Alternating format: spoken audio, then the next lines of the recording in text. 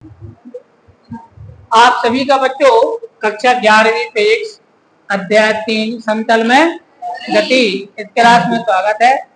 बच्चों आज मैं आप लोगों को कुछ अलग चीजों के बारे में बता रहा हूँ। उनको जब आप समझेंगे तब आपको प्रक्षेप्य गति या प्रोजेक्टाइल मोशन समझ आएगी। ठीक है ना। तो मैं क्या बताने वाला हूँ उसको ध्यान से समझिए। बच्चों ये क्या है मुझे बताओ। v बराबर u plus A T, S बराबर U T plus half A T square और B square equal to E square plus 2a। सबको पता है ये क्या है। ये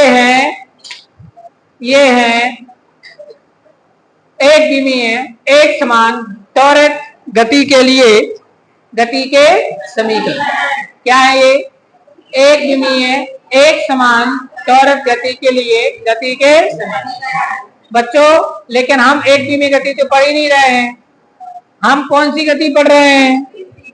द्विविमीय गति पढ़ रहे हैं। तो बच्चों अब मैं जो बात बताने जा रहा हूं उस बात को ध्यान से समझिए, सुनिए, है ना। बच्चों प्रत्येक द्विविमीय गति दो एक विमीय समकोणिक गतियों का परिणामी होती है। पहले इसको प्रूफ करते थे, फिजिक्स में आते थे थ्योरी, लेकिन अब वो एलिमिनेट है, अब वो उसमें नहीं रहती है। तो मैं आपको सीधा परिणाम से परिचित करा रहा हूं। क्या? मैं यहां लिख रहा हूं, ध्यान से सुनना। प्रत्येक द्विविमीय गति दो एक विमीय समकोणिक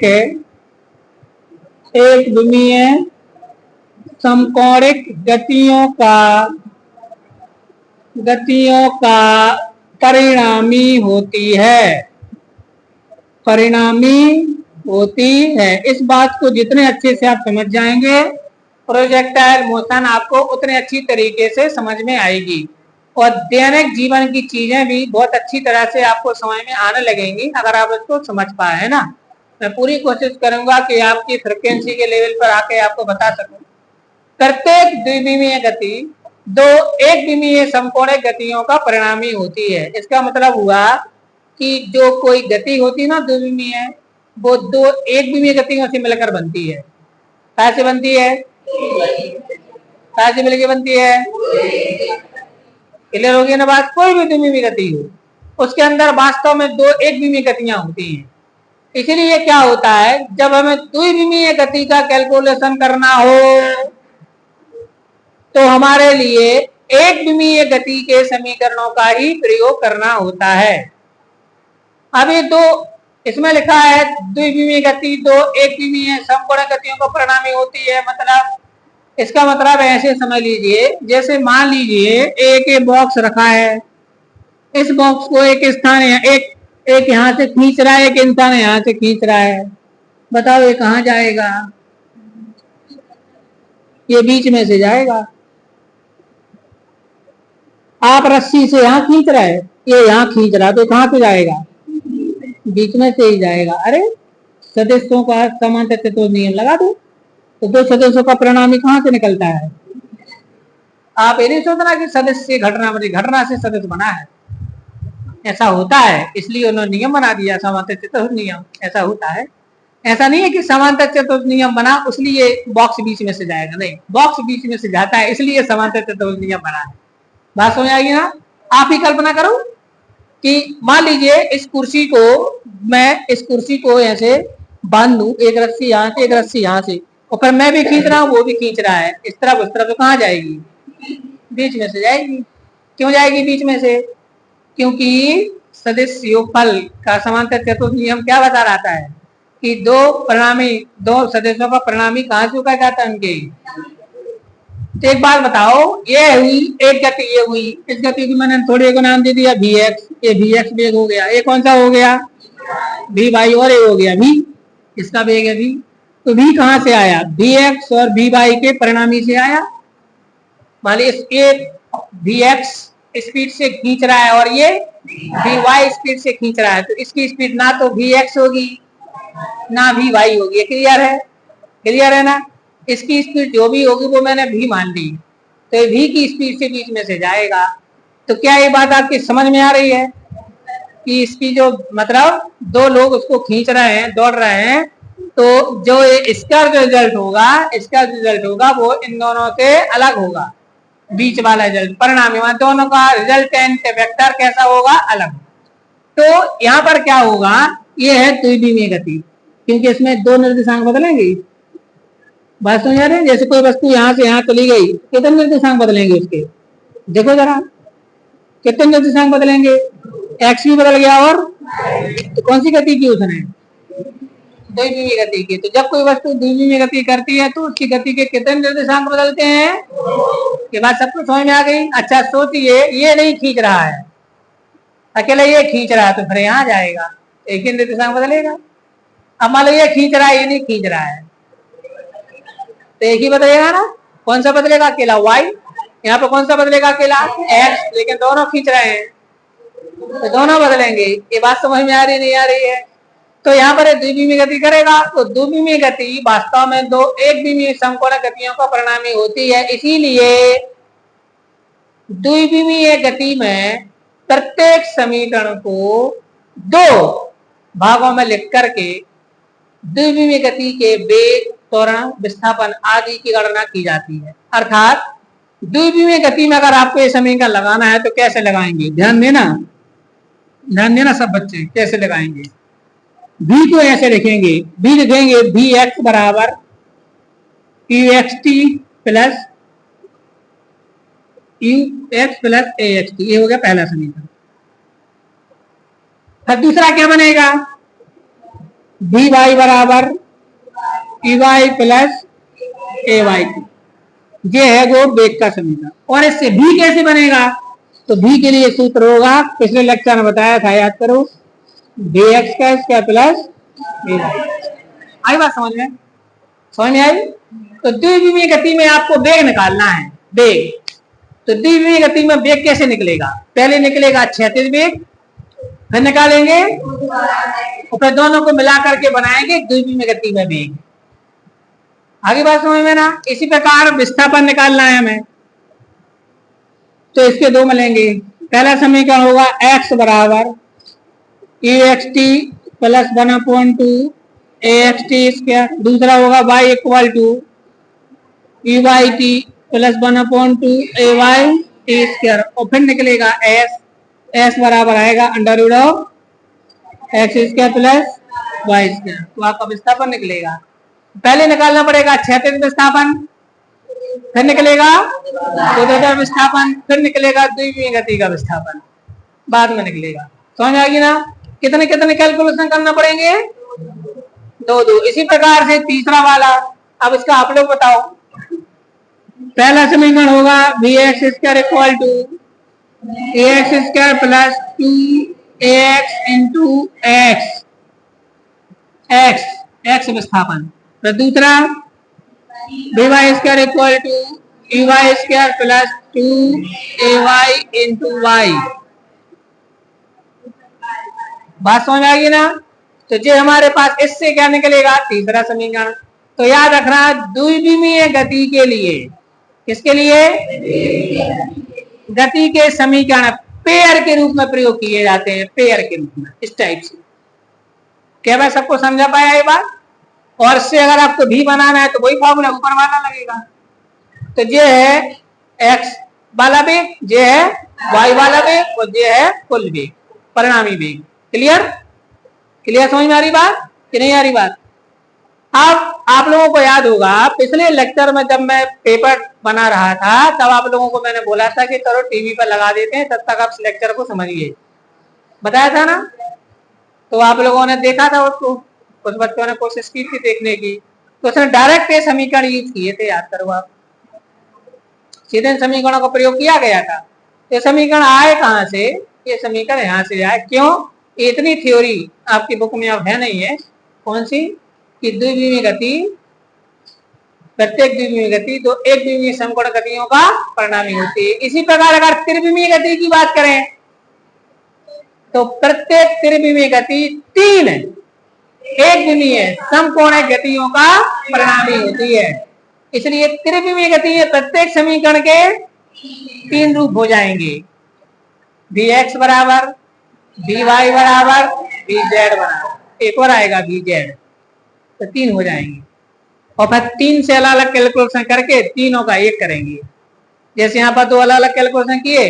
अब मैं ये क्यों बता रहा हूं, जरा ध्यान दो, मैं क्यों बता रहा हूं उसको ध्यान से सुनिए, ठीक है ना।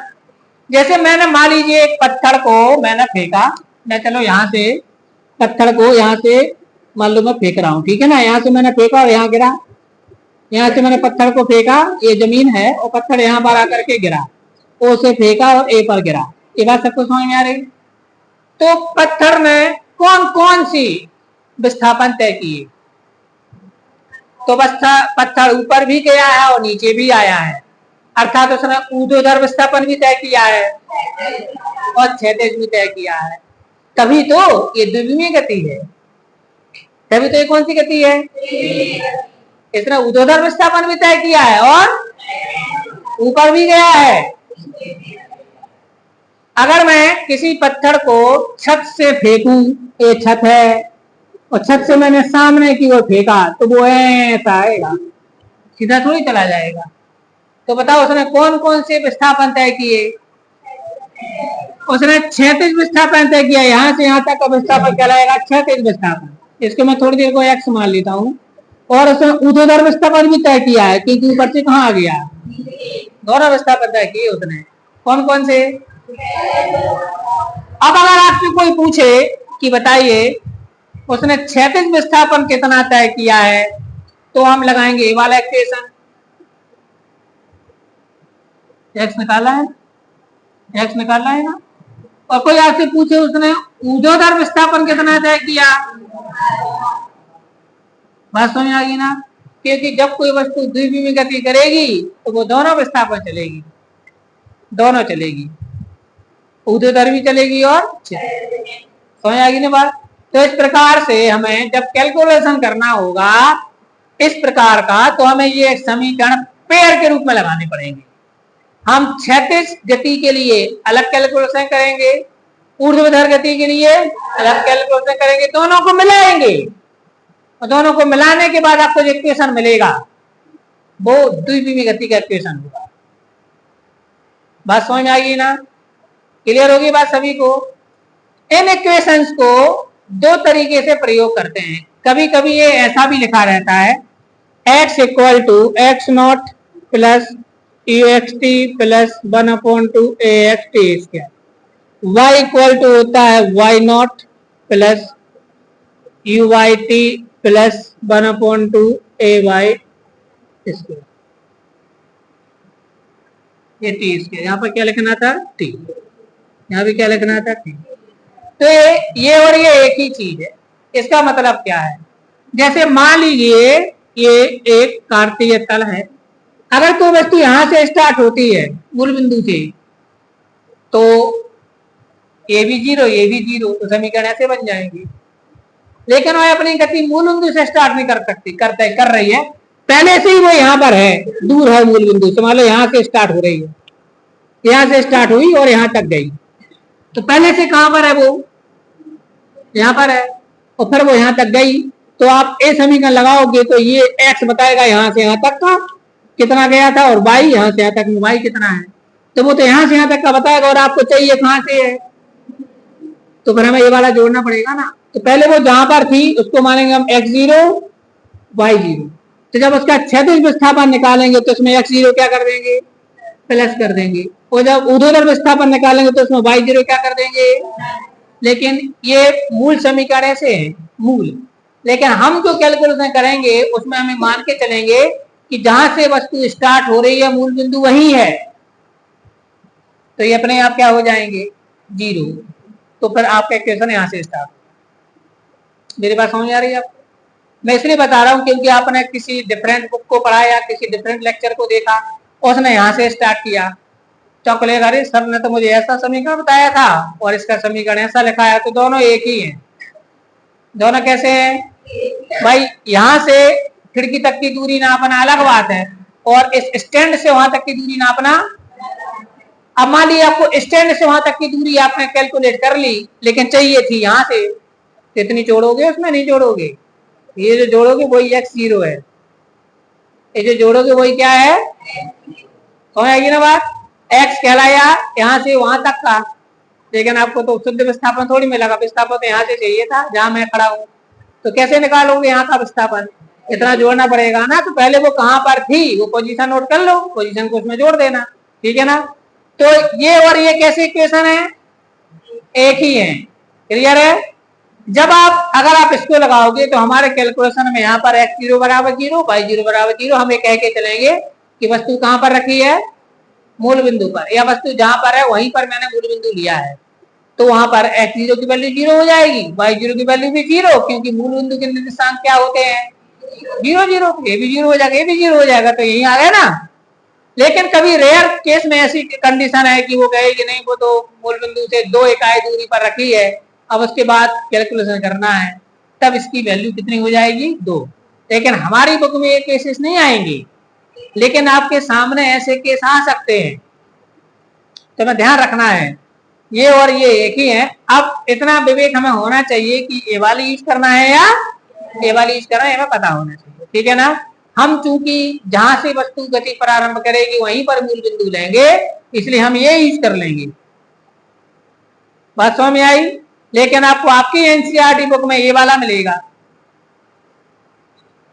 आगे बात समझ में ना। ये वाला अगर मिल गया तो इसका मतलब क्या है, केवल इतना ही है कि x0 को मैंने क्या मान लिया, 0, y0 को क्या मान लिया, 0। तो अब आप मुझे बताओ, जैसे मैंने आपसे कहा कि कोई चीज यहां से फेंकी और वो वहां पर गिरी, तो बताओ मुझे y का कैलकुलेशन करने के लिए काय का प्रयोग करेंगे। ये गति का समीकरण ही लिखा है, गति के समीकरण नहीं लिखा है, लेकिन ये लिखा है अब जिसमें y लगा है उसको बोलेंगे ऊर्ध्वाधर गति के लिए समीकरण, जिसमें y लगा है। जिसमें x लगा है उनको क्या बोलोगे, क्लियर है ना।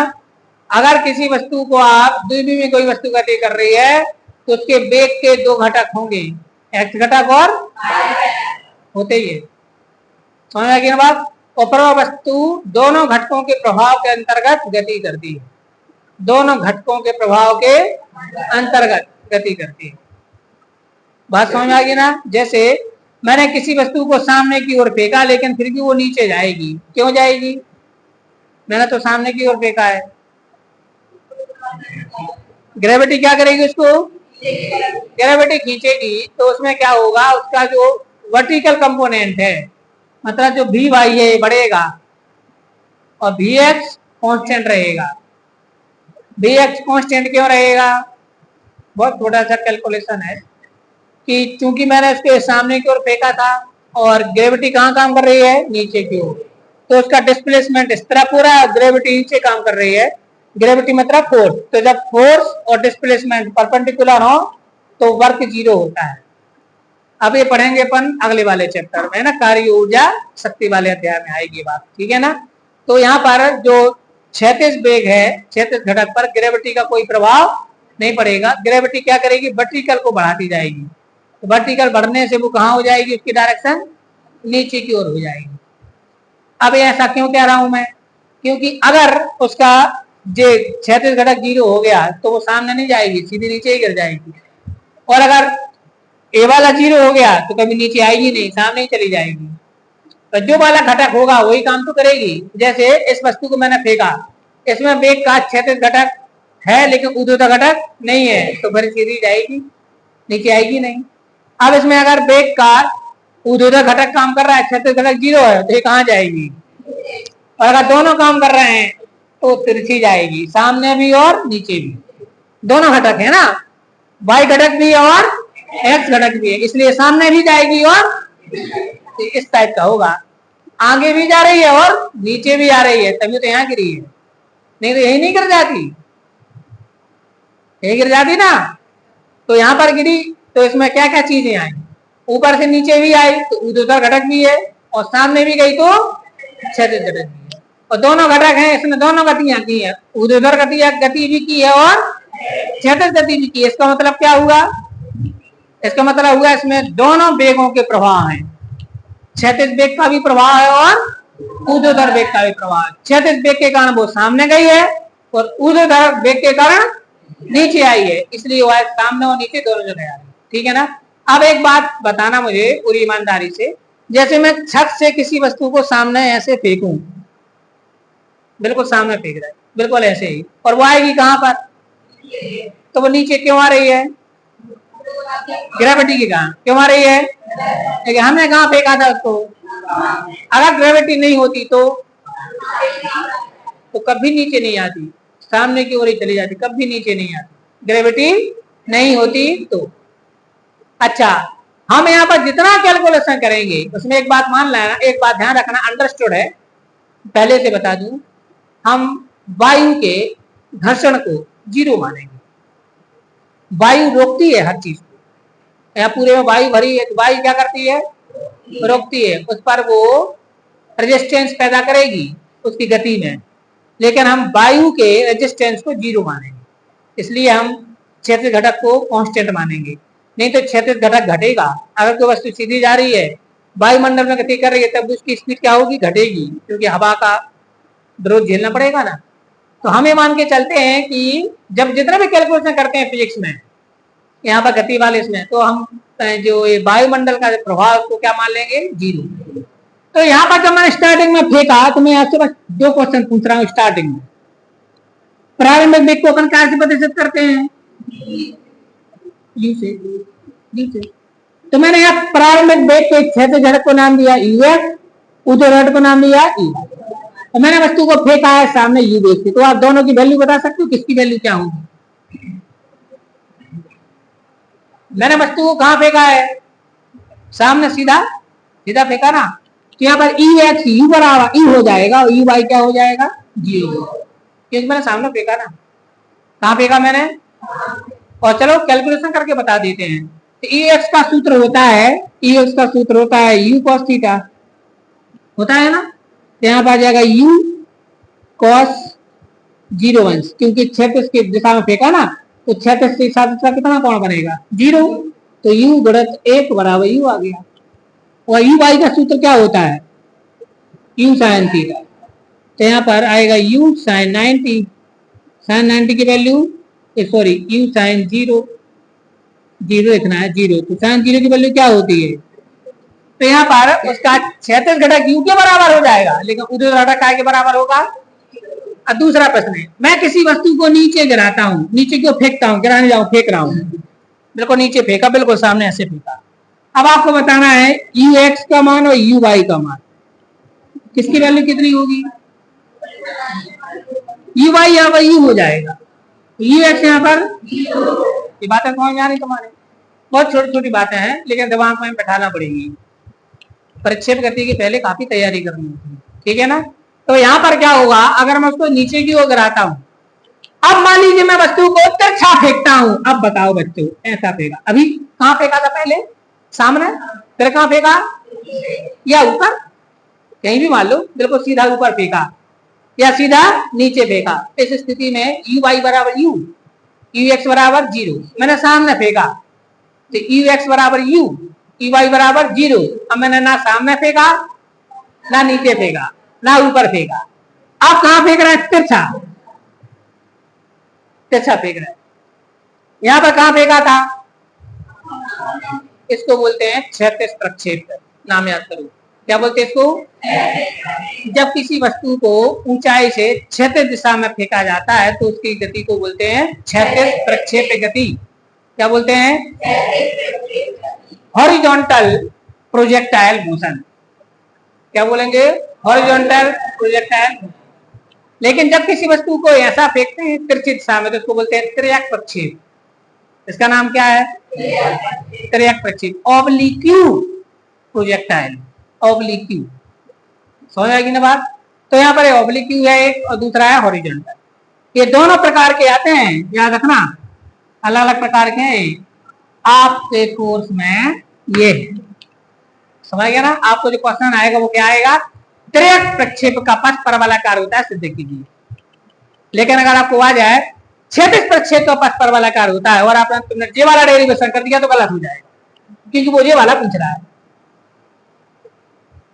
अब देखो नई चीज पता चली, अभी तक अपन इतना जानते थे कि प्रक्षेप का पथ परवलयाकार होता है, लेकिन उसके भी दो है। कौन कौन है? क्षैतिज प्रक्षेप और तिर्यक प्रक्षेप। अब उसने पूछा तिर्यक प्रक्षेप का पथ परवलयाकार होता है तो ये वाला डेरिवेशन होना है, इस तरफ वाला गिल्ली डंडा वाला। रेडी? गिल्ली डंडा खेला, इधर से गिल्ली उचकाई, ये वाला समझ गया ना, ये होना है। आगे बात समझ ना, तो ये तिर्यक प्रक्षेप। और अगर क्षैतिज प्रक्षेप वाला डेरिवेशन आता तो ये करना हो, तो दोनों अलग अलग हैं, दोनों का कैलकुलेशन कैसा है? अलग अलग, पूरा अलग है, पूरा अलग। और अगर परीक्षा में आ गया कि सिद्ध कीजिए प्रक्षेप का पथ परवलयाकार होता है, तो कोई भी कर दो, तो कोई भी कर दो, चाहे आप कौन सा कर दो, तिर्यक ऑब्लिक वाला कर दो, चाहे आप हॉरिजॉन्टल वाला कर दो, कोई फर्क नहीं पड़ता। लेकिन क्या लिखा हो, जैसे 10वीं क्लास में आता था रैखिक समीकरण हल कीजिए, तो चाहे तुम विलोपन लगा दे और चाहे प्रतिस्थापन लगा दे, कोई फर्क नहीं पड़ता। लेकिन उसमें लिखा है विलोपन विधि से कीजिए, तो फिर क्या करना पड़ेगा? विलोपन ही लगाना पड़ेगी। ठीक इसी प्रकार यहाँ पर 11वीं क्लास में यहाँ पर अगर प्रक्षेप का नाम लिखा आया तो फिर वही करना पड़ेगा जो आएगा। तिर्यक आया तो तिर्यक वाला, क्षैतिज आया तो क्षैतिज। और अगर प्रक्षेप का नाम नहीं लिखा है तो कोई भी करो। तो मैं आपको बता दूं ये दो प्रकार का होता है प्रक्षेप। अब किसी के दिमाग में अगर आ रहा हो, नहीं आ रहा हो तो आ जाएगा। एक ये भी तो हो सकता है यहाँ से फेंके छपे जाए तो ये यही वाला तो है, वही तो है, बीच में रुक गई बस। लेकिन है कौन सा प्रक्षेप? प्रक्षेप। प्रक्षेप कौन सा है इसका निर्धारण इससे होता है कि आपने स्टार्टिंग में किस तरफ फेंका। स्टार्टिंग में अगर सामने फेंक रहा हो तो क्षैतिज प्रक्षेप है, और स्टार्टिंग में अगर तिरछा फेंक रहा हो तो तिर्यक प्रक्षेप है। दो ही होंगे, और कहां से आएगा तीसरा? तो दो प्रक्षेप होते हैं। अगर चित्र 3 आपके पास हो जाएंगे, समझ गया ना आप? चित्र 3, ये तिर्यक प्रक्षेप, ये तिर्यक प्रक्षेप हाफ है, आधा तिर्यक प्रक्षेप हो गया है, ऊपर ही रुक गई, अब नीचे आ नहीं रही है। आपने नीचे से फेंकी छत पर चली गई, अभी छत से फेंकी नीचे, देखो नीचे से फेंकी नीचे गिरी, जमीन से जमीन पर, जमीन से छत पर, छत से जमीन पर। समझ आएगी ना बात? तो कितने हो गए यहाँ पर? 3 हो गए। कैलकुलेशन की बारी आएगी तो तीनों अलग अलग हो जाएंगे। कैलकुलेशन की बारी आएगी तो तीनों कैसे हो जाएंगे? अलग अलग हो जाएंगे। तो ये दो होते हैं, तो हमारी बुक में ये वाला है, ठीक है ना? कौन सा है? तिर्यक प्रक्षेप। आप उस तक को खोल के देखिए तो आप उसमें चित्र देख करके समझ जाओगे जो आपको बना हुआ है। कौन से चित्र बना हुआ है? तिर्यक प्रक्षेप का बना है ना? बना है। अच्छा, सभी लोगों को ये समझ में आ गया है? ये जो मैंने बताया, ये एक इक्वेशन कहाँ कौन से यूज करना है समझ में आ गया? आपको अगर कोई ऐसा प्रश्न आए कि एक, जैसे मैं पिछली बार बता रहा था कि एक बंदूक की गोली से निशाना लगाना है लक्ष्य पर, तो बताइए निशाना लक्ष्य से कितने ऊपर साधना पड़ेगा? तो कितना ऊपर साधना पड़ेगा? यहाँ से निकलेगा, ये बताएगा कितना ऊपर साधना पड़ेगा, वाई, क्योंकि तुम्हें ऊर्ध्वाधर विस्थापन पूछ रहा है, इससे निकलेगा। या आपसे पूछे कि लक्ष्य पर निशाना साधा, बताइए निशाना ये वो एक दूरी का आ गया कि इतनी दूरी पर निशाना लगाना है, और हाँ ऊर्ध्वाधर विस्थापन उसने दिया है कितने से, तो फिर आपको किसका लगाना है? तो क्षैतिज विस्थापन के ऊपर वाला, ऊर्ध्वाधर विस्थापन के नीचे वाला। जब भी क्षैतिज विस्थापन का कैलकुलेशन करो तो क्षैतिज घटक लेना है सारे के सारे। जब ऊर्ध्वाधर का कैलकुलेशन करो तो सारे के सारे कौन से लेना है? ऊर्ध्वाधर घटक लेना है। ये लिखने की जरूरत तो है नहीं आप लोगों को, आप समझ गए होंगे इसको। अब अपन आते हैं प्रक्षेप गति पर। ये प्रक्षेप गति बहुत कमाल की है, बहुत कमाल की है। हमें ये शब्द सुनने में तो बहुत नॉर्मल सा लगता है कि प्रक्षेप का पथ परवलयाकार होता है, तो कौन सी बड़ी बात है इसमें, है ना? इसमें कौन सा बड़ा चीज है कि प्रक्षेप का पथ परवलयाकार होता है? तो होता है, सब जानते हो, तो नहीं है बात। लेकिन ये बहुत कमाल की चीज है कि प्रक्षेप का पथ परवलयाकार होता है, इसको कैलकुलेट कर लेना या इसको निकाल लेना, ठीक है ना?